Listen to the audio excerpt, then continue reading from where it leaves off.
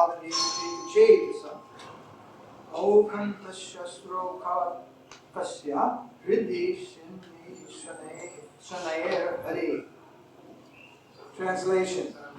As soon as I began to meditate upon the lotus feet, the personality of Godhead within my mind, transformed in transcendental love, tears rolled down my eyes.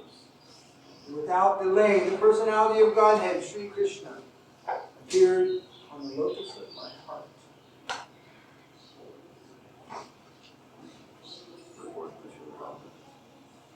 The word bhava. The word bhava is significant here. This bhava stage is attained after one has transcendental affection. Transcendental affection for the Lord.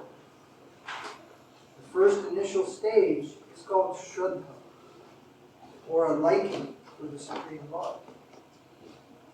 And in order to increase that liking, one has to associate with pure devotees of the Lord. The third stage is to practice the prescribed rules and regulations of devotional service.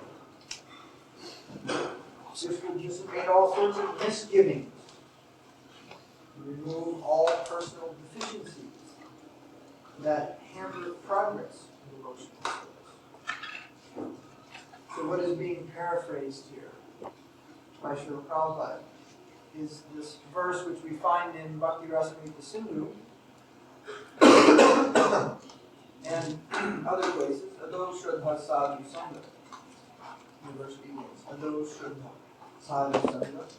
Vajna Kriya, Anartha Vritti.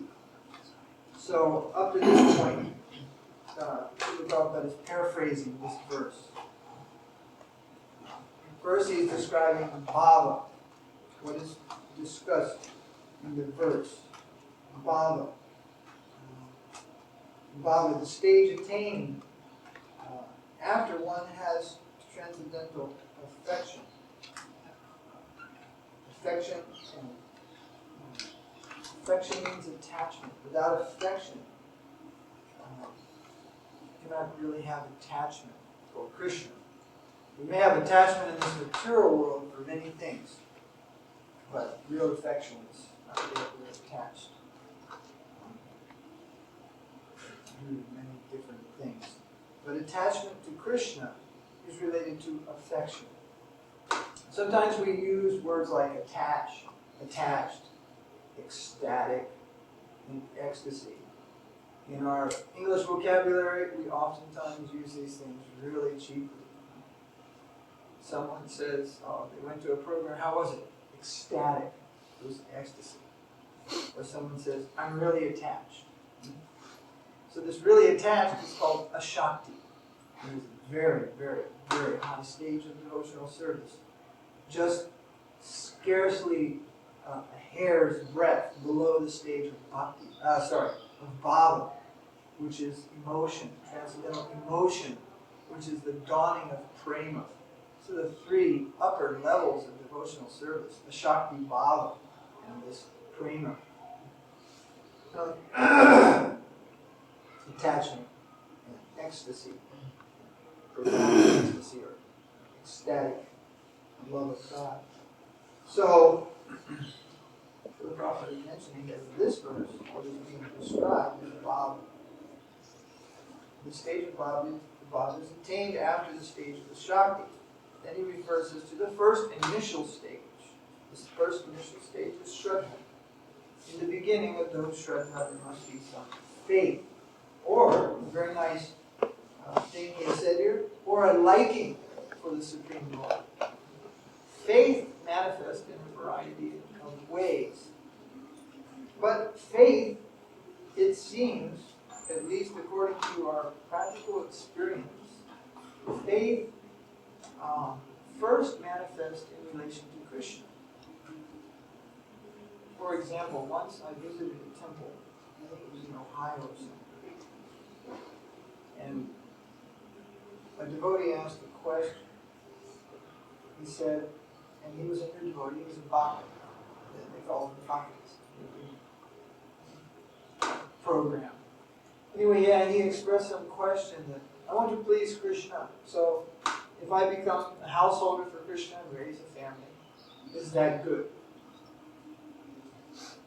So I said, yes, that's good, but that's very elementary stage. We want to please Krishna. That is the beginning stage. Another example I'll give you before I explain that. Someone comes to the temple.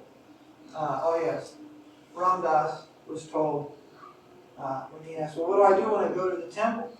He said, and the person said, well, tell him you heard God lives there. Again, Krishna, God. Is this a place where God can be found? We're concerned with Krishna, with God.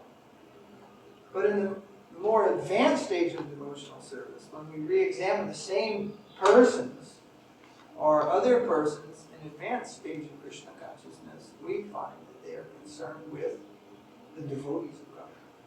More important than Krishna himself are his devotees. So, at first, there's a little faith, and that is generally towards Krishna or towards God. Then, the next stage, after this liking for the Supreme Lord, then the Lord reciprocates in the heart of the devotee who has this liking or faith, and brings him to the second stage, which is sadhu sangha, the association of devotees. And sadhu sangha, there are many types of sadhus. Is this a note? There are many types of sadhus, and all in a general sense may be considered saintly because they have denounced the material world as false, as illusion, as unworthy of their participation, so many things. And they've taken a higher goal than just sense gratification. But just any class of sadhu may not be favorable to the cultivation of our Krishna consciousness. Especially if we've got some idea of what type of Krishna consciousness we're trying to cultivate. You can say that even Lord Jesus Christ was Krishna conscious, but that's in a very general and broad sense. From the other side, there's practically nothing that we can find of interest in the Bible to actually help us in Krishna consciousness. Srila Maharaj very expertly once emphasized what is the focus that the Vaishnava in our life, in our school, can find in the noble life of Lord Jesus. And he expressed it in something like in this way, that through the noble life of Jesus, we find the inspiration that all can be sacrificed for the Supreme, even life itself.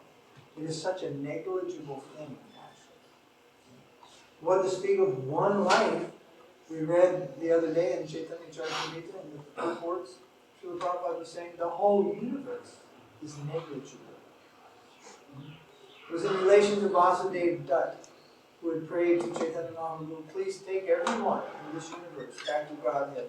I'll remain here and suffer all the karma, all the sin that the people have to suffer. Take them all with you, and I alone will remain. And the purports mention that.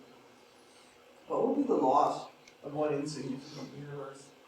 In relation to Krishna's size and existence, this whole Brahmanda is like the size of a mustard seed.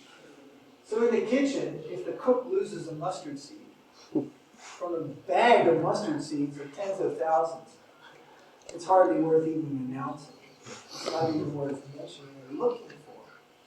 So, what to speak of sacrificing one life? Even the whole universe can be sacrificed. It's no loss of material sense. So, Lord Jesus' example does show us that everything can be sacrificed for the Supreme. Even life itself, if it actually came to that. Even life itself. And actually it does come to that, but in a little different way. Krishna does not ask us to go out and actually shed our blood and give our head and die in that way. Sometimes I've heard devotees saying, I wish we would, that would be easier.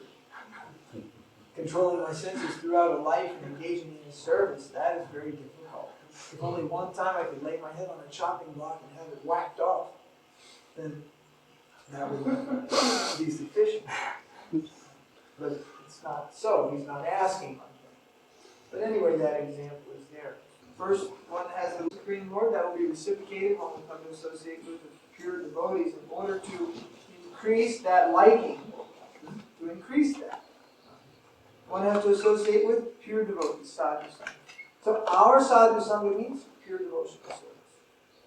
And devotees who are following the process of pure devotional service under the guidance of the spiritual master, they are in the first stage considered pure devotees. Then those who have fixed and understood, who have nishta, who are fixed up and have understood the ultimate goal of life, despite their having to struggle from time to time in this world, but those who have that goal, who have fixed on the goal of life, they are more elevated class of pure devotees. But unless one has got the association of the pure devotees, and that kind of sadhu sangha is very little benefit. And then, of course, those who have come to the stage of bhava bhakti and prema bhakti, the stage of unalloyed devotion, they're the highest class of the pure devotees. So, one has to choose association a little bit carefully. We generally, in the West, we call people who live outside the temple, we call them karmis. But you would be surprised how many devotees are karmis. No offense intended, almost every householder has been a karmi at some time in his life. Because karmi in the Vedas means worshipping the deities, demigods, and even the Supreme Lord, even Vishnu, or even Krishna, and offering him the result of your work. It doesn't mean doing his work directly. It means offering him the result of your work. That's karma yoga and Krishna consciousness. That's a karma. Karma is quite high. Quite elevated above the mass of animals that roam this earth, which are called vikarmis. Actually, they're called vikarmis. And they do things which are against all Vedic injunction and which are extremely detrimental to the progress of the soul. Like calculus, all these kinds of heinous things. That is a vikarma. We call them karmis. They're worse than karmis. Vikarmis. And if devotional service is mixed, when it is mixed with fruitive activity of any kind, that's karma mishra bhakti. But as Srila Prabhupada was saying the other day, karma mishra bhakti is bhakti. There's bhakti there, but it's not the direct essence of bhakti. It's got some mix. But if we sincerely engage in that and hearing and chanting and associating with those on a higher platform, then that, what we call dovetailing, will begin to disappear. And one will feel then a desire to directly serve the senses of Krishna, to directly fulfill the desires of Krishna, and that first comes by fulfilling the desires and the devotees, Vaishnavas. So, a little bit of sensitivity is required. It is not that we reject other devotees, but to say that all devotees are the same, this is a misunderstanding. To live in that world, that will not help us. I've heard sometimes very great devotees referred to as a nice devotee. A friend of mine once, we were discussing, and he said, "Oh, Srila Maharaj, he's a nice devotee." I said, "Prabhu, he's not a nice devotee." Maybe you could say, you could, maybe if you exaggerate, you would say, "I was a nice devotee," or "You're a nice devotee." That's hardly the classification of Srila Maharaj, or a host of other great personalities in our life. But Raghunath was not a nice devotee. Ruth's not that they were nice devotees. Of course they were nice devotees.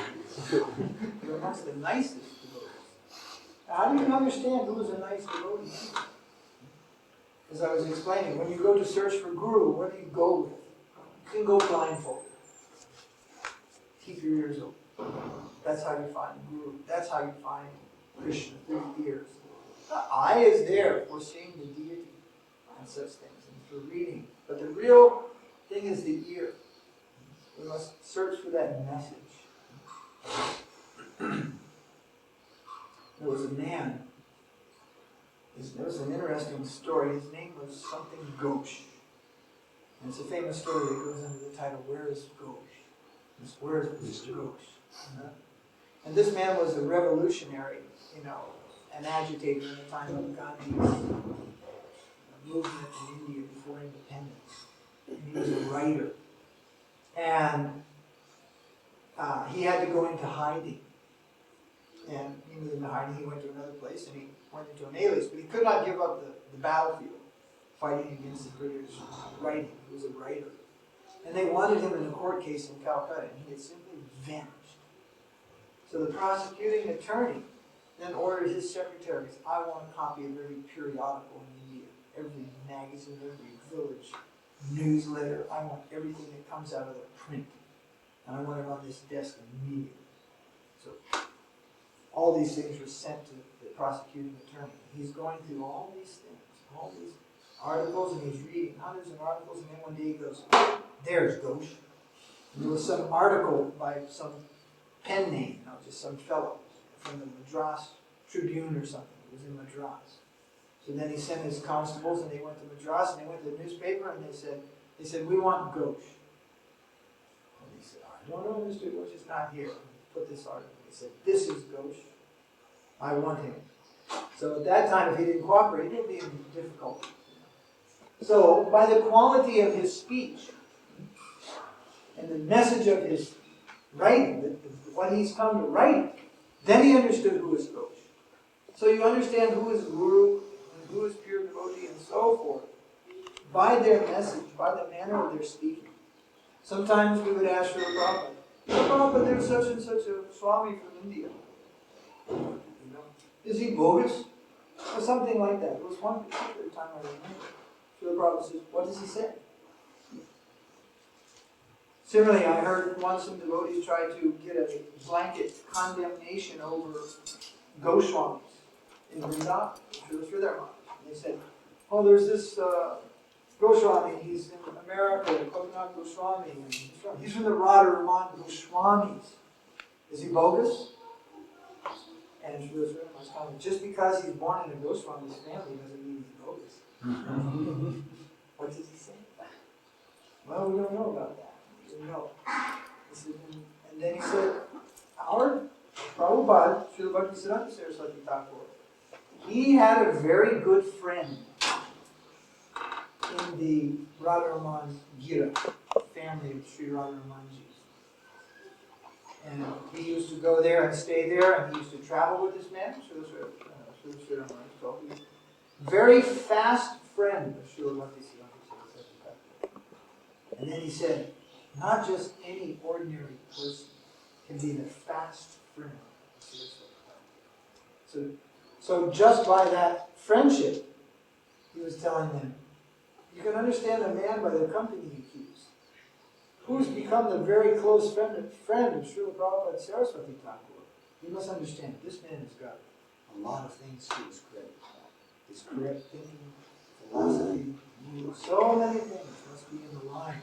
Otherwise, Srila Prabhupada is not a close friend.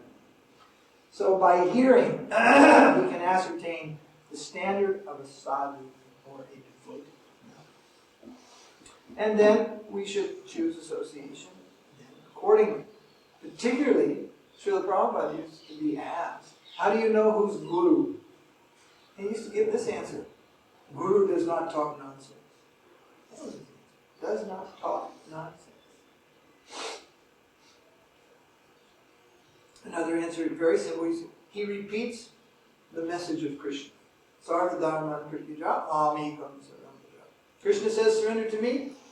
Guru says, surrender to Krishna. He used to give the most elementary, same time, very high concept of Guru.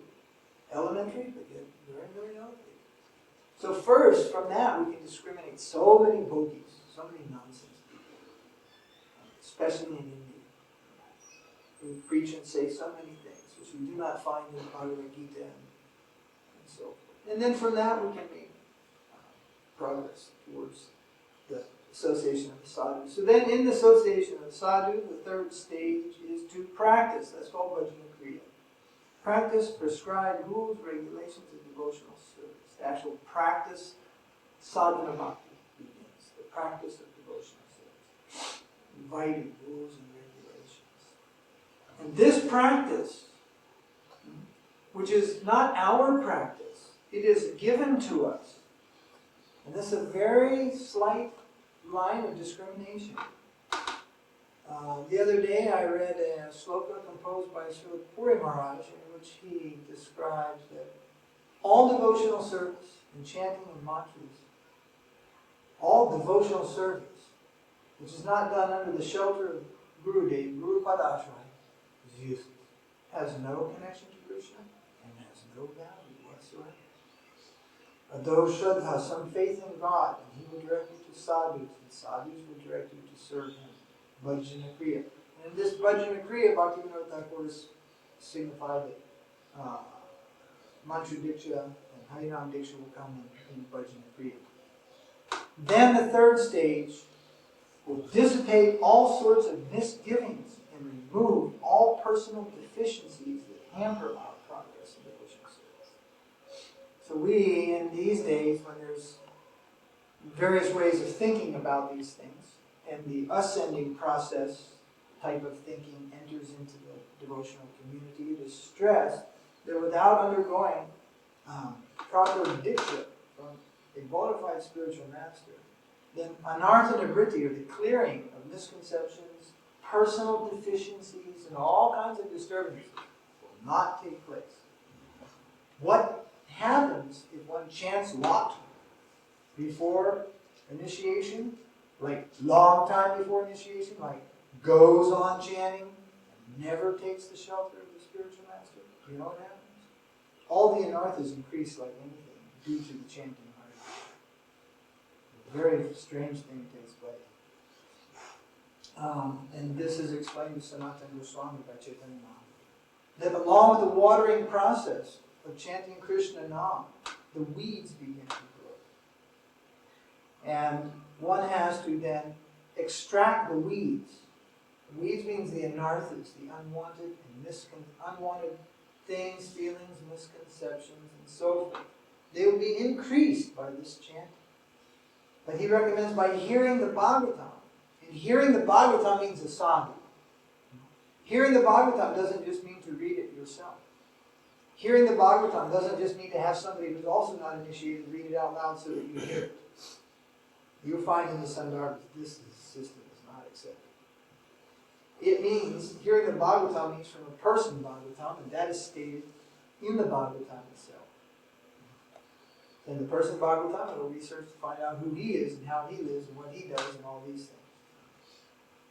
And that comes to mean the Mahabhagavata, the pure devotee, proper sadhu. So when one hears the Bhagavatam from him, then the misgivings, then the anarthas, they are removed. And the process means it may take some time.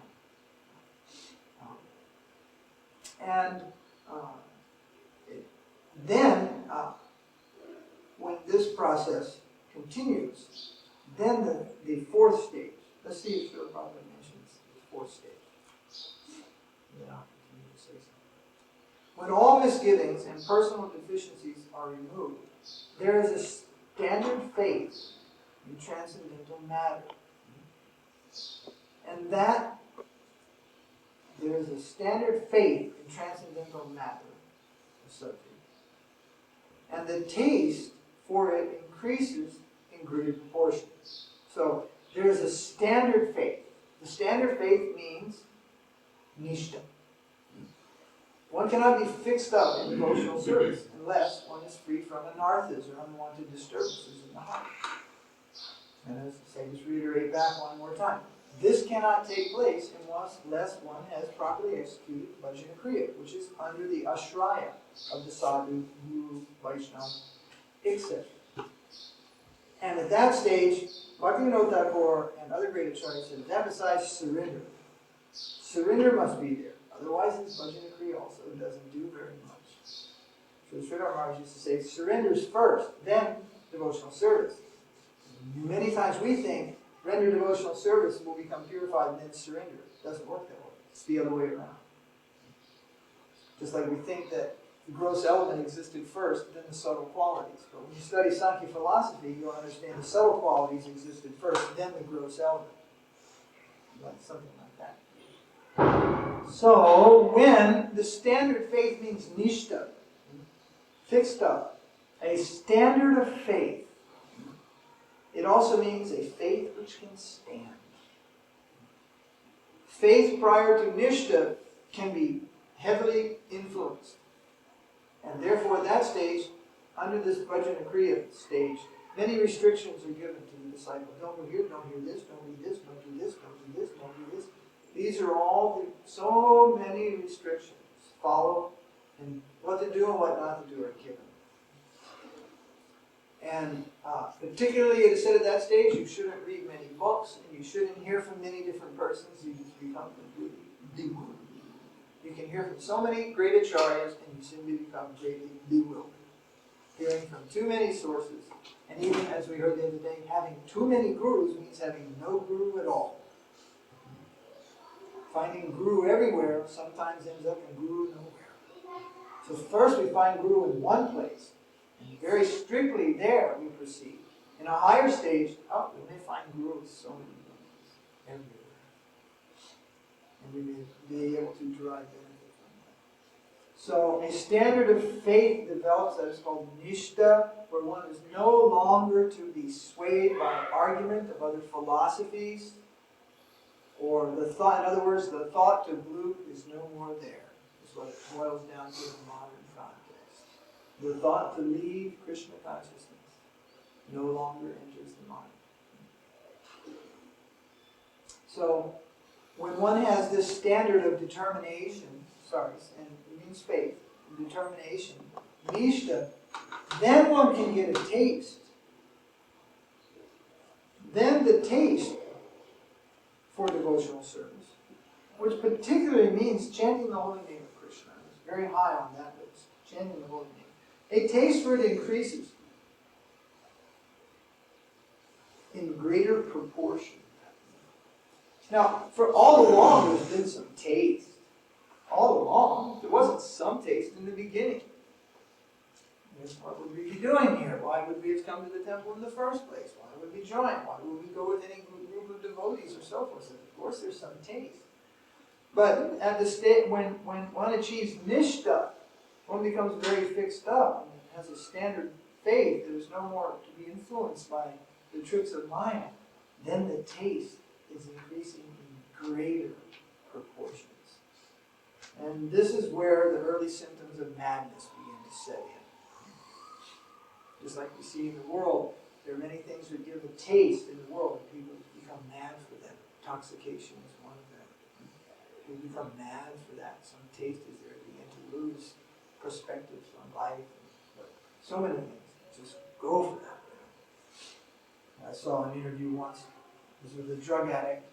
He was an addict of crack. I also take crack. It's something I rub on my feet. It says on the bottom, crack. He was taking another kind of crack. The interviewer said, how long does it take to get addicted to crack? He said, 1 second. So I figured that must be a pretty maddening type of thing, this experience. So, when one has a taste for Krishna, then a little bit of madness begins. Very eagerness. You had eagerness all along, enthusiasm begins to increase like anything.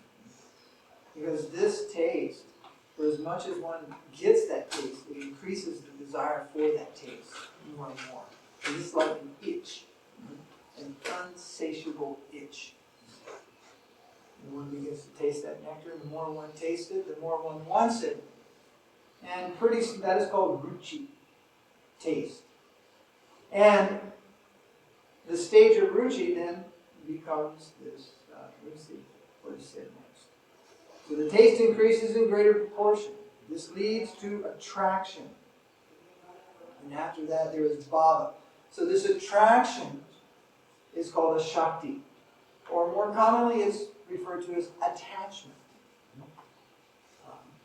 But not wrongly referred to as attraction. It certainly is an attraction. And particularly, that attraction is for the name, form, qualities, and pastimes of Krishna. And fifth, his devotees also. Now again, that has always been there, but it becomes the forefront. Prior to that, maybe so many other interests are still there. Lingering residues of interest in life and so many varieties of things.